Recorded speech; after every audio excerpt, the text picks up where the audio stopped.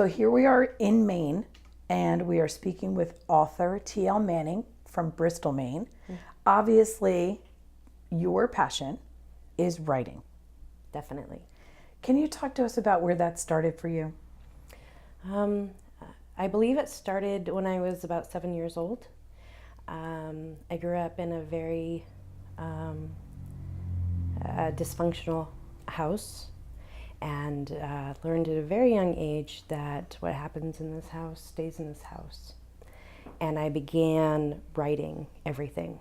And in case anyone saw what I wrote, I would write about monsters and I would write about different characters instead of the people that were actually involved. See, that would have been my first question to you. Mm-hmm.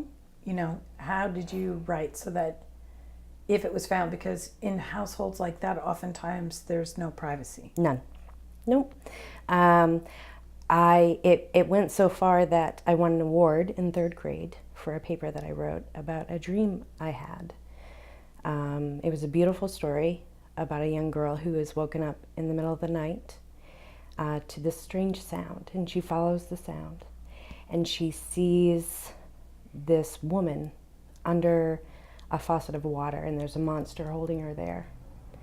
And she stands there and stares until she's seen.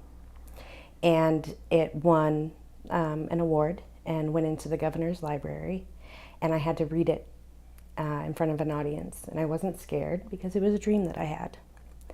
And then I saw my parents leave the room during my reading. And it all kind of came clear to me, I guess. That it wasn't really a dream. It wasn't a dream. It was my coping mechanism had sort of developed into this, not a dreamlike state, but almost keeping it as far away from me as possible, I guess. Emotionally detaching? Yep. Was it you under the water? No, it was my mother. Okay.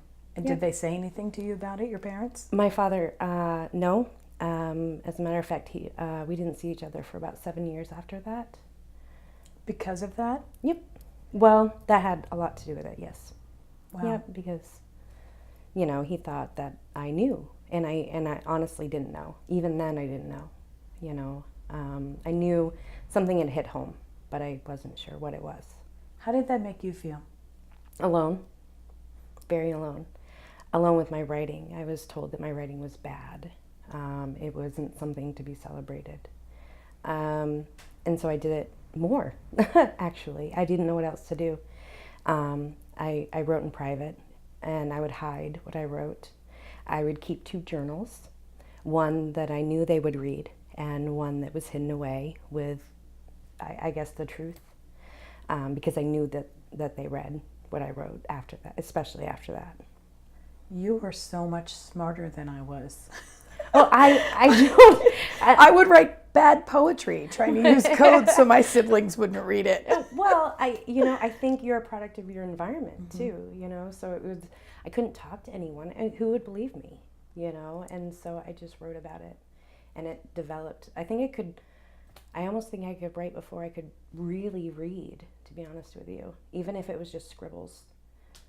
It was, in my mind, it was the words on paper, even if the words didn't match up with what was in my head. So how did you then end up making a career out of this? How did you become an author? I mean, this was 3rd grade, Mm-hmm. and I'm sure there's a long journey There after is. that. You know, I excelled in English. I excelled in a lot of things in school, but I wanted to be a scientist because I was told that you can't make a living writing. You know, nobody does that. It's a hobby. And as long as I could keep it as a hobby, I could do these other jobs, you know, and I never excelled at anything else. I excelled at learning. And then when it came time to actually go out in the field or to do the work, I was always dissatisfied. I was always bored. I was unhappy, and it never lasted long. And all the while writing, you know, as my hobby. You know, I had to put my foot down, even to my husband, because he was raised in the same kind of home. That's, can't make a living at that. That's not a job. Why throw away, your education and all of that to do this? Which when we talk about your education, I mean, tell everybody what your degrees are in. I have a bachelor's degree in communications, and a bachelor's degree in forensic science with a specialty in entomology and archaeology, otherwise known as bugs and dirt. I mean, so when we're talking about the fact that you have degrees, you have, serious degrees going on, and you've been with your husband since you were in high school. Right. Yeah. So this is you grew up together with the same, everybody around you had the same mentality that you should use those degrees. Yep, definitely. And I think that's why I continued trying to learn. I got my communications degree and I was unhappy. It was easy. I was never stimulated. I never felt like I was learning more after I got out of school. Years went by and I started going for my forensics degree. And while I was learning, I struggled and it was hard. And I loved that. I loved the push. Once it was done and I actually had to put that into a job, it was unfulfilling and at times overwhelming. I am of the thought process, though, that nothing is wasted. Oh, no, definitely not. I mean, we're looking at a stack of some of your books. You have 13 books total, right? Yep. You have a 13th one coming out. And, when I hear about the degrees that you've earned and the experiences that you've had, it's like, and then when you say every book has a paranormal element, it's like I can see your whole person. I can see your whole person. Like I have just knowing those three things, I feel like I have a very good idea about what your books, the style of your writing, I should say, will be about, like general concepts and ideas that I might find there. And it's super interesting because forensics, Yeah, I've been told that at times it gets a little too graphic, but then other times, I feel like if you don't put that in there, it's not believable. And I want it to be believable to the reader, whether they read my YA books or, my YA thriller, young adult, young adult mature, sorry. Thriller, horror, whatever it is. I want them to be able to see what's happening in their own mind. And if they can't, then I feel like I've failed.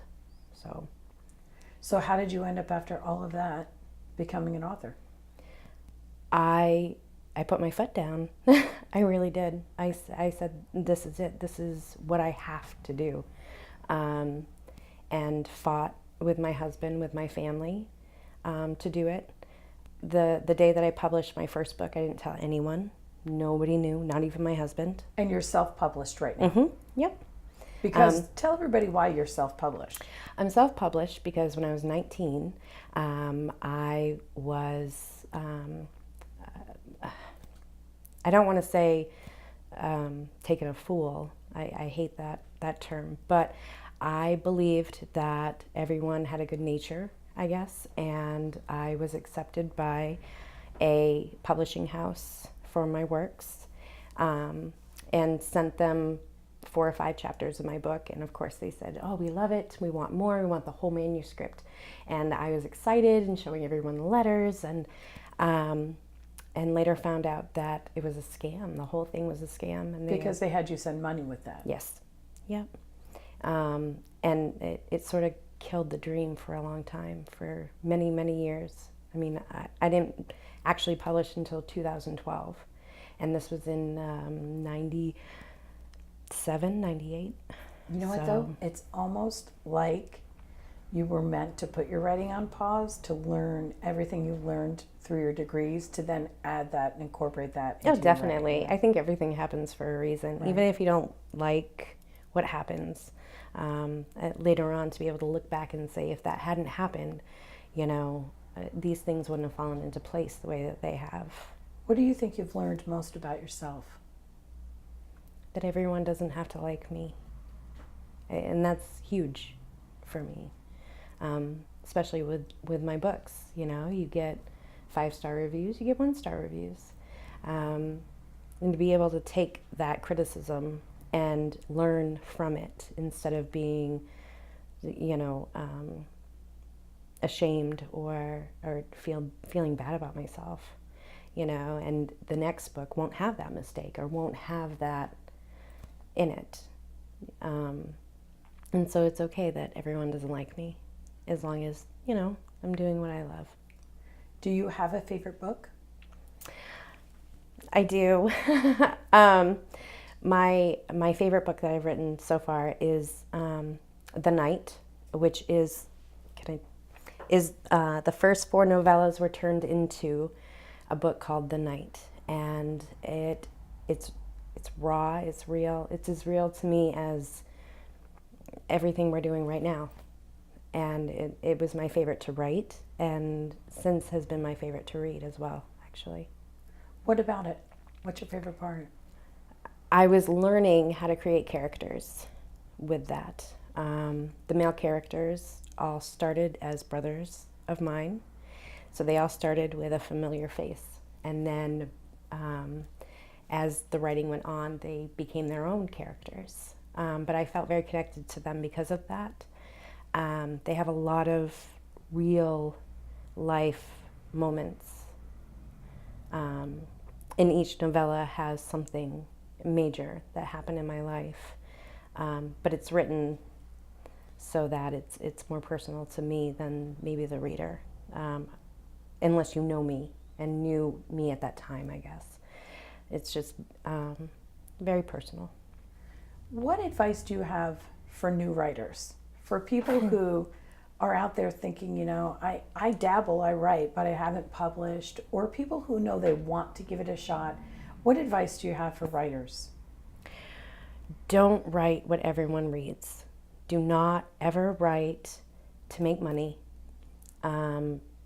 Don't look for a genre that's popular right now and jump right into that. If you're not true to yourself, you're going to burn out and you're not going to last very long. And if this is a true passion, then you have to stay true to yourself. And that means maybe writing something that's not popular this year or next year, but with every book that you write, you get better. So I guess I don't go with the fads. That's a big mistake a lot of writers make, is I need to make money now. So how has your life changed now that you're a full-time author? I'm so much happier. Just everything about life. My children are happier. They're so proud of me. They're not proud of my degrees. They're not proud of the schooling that I got. They're proud to say that their mother's an author, and with every book that I write, they're proud to say, this title is added. And that to me is huge, that my children see me as someone that they want to be, something that they can do. And my nieces and the other young people in my life. It's important to me that they know if they have a dream, don't ever let anyone tell you you can't do it, because you're not them. And it's up to you. So what advice do you have to people about pursuing a passion in general, any passion? I truly believe that if you want to be happy in your life, you have to do what you're driven to do. And you might not know that today, but you're building towards that. And never go against your gut, no matter what anyone says, ever. Only you know what's right for you. And that's the truth. I had to learn it the hard way. And I wish at 19 that I was able to, take from that a life lesson and not let it destroy me. But, everyone has to do their own thing in their own time, but do it for you, your happiness, and everything else kind of falls into place, I think. So where can people look into you and your work? How can they contact you? Of course, on Amazon. I have, you can just type in T.L.Manning into Amazon and all my books pop up. Barnes & Noble, any of those. I have a website, my email. What is your website address? Okay, I was just making sure, sorry. I have author T.L.Manning at gmail.com. And on Facebook, actually, T.L.Manning is a page on Facebook too. Best of luck. Keep it up. I'm so proud Thank of you and happy you. for you, you know. It's hard. You're accomplishing so much, so congratulations. Thank you. Every day. And I talk to you, and I talk to you, and I talk to you, and I talk to you, and we love, and we hate, and we demonstrate, we try to relate. This is for break.